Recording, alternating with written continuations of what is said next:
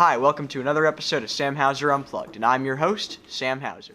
Today we've got a bit of a special episode in that we're going to be reviewing a lot of instruments that I don't even own, because they're not even any real standard instrument. These are all handcrafted instruments made by our art teacher, Mr. C. Having heard that Mr. C had a collection of handcrafted guitar-like instruments made from various types of repurposed wood and cigar boxes and whatnot, I was pretty interested and decided to go down and speak to him about it. Here's what he had to say.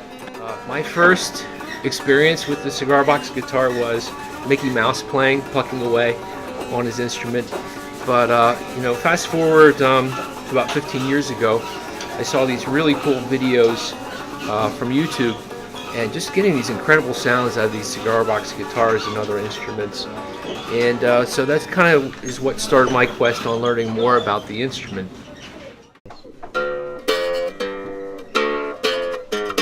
Here's a replica of the first article about the Cigar Box banjo at that time in the 1860s.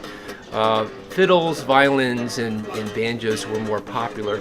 And this article was in the newspaper, how to build one basically with a cigar box, guitar, and a pocket knife and a piece of wood. And you'd go to the music store and get some strings to put it together. This was also published in the Boy Scouts of America book, where Boy Scouts could build one of these cigar box banjos.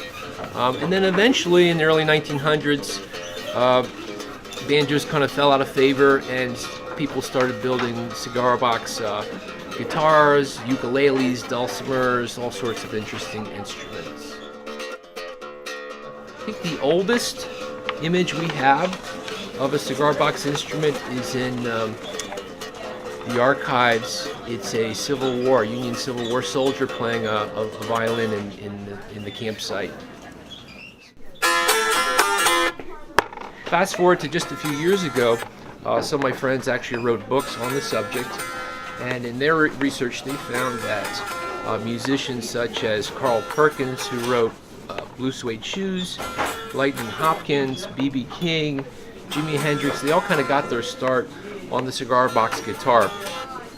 And what you want to think about is at that time they didn't have modern machinery, CNC machines or anything like that to make instruments, so you either had to get a luthier or a craftsman to make this expensive guitar, or you could have someone go into their garage or their barn and build one of these things and see if there was really an interest in playing a musical instrument.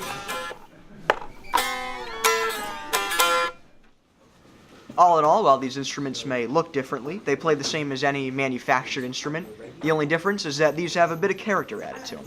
Well, that's it for this episode. Until next time, I'm Sam Hauser, Warrior News.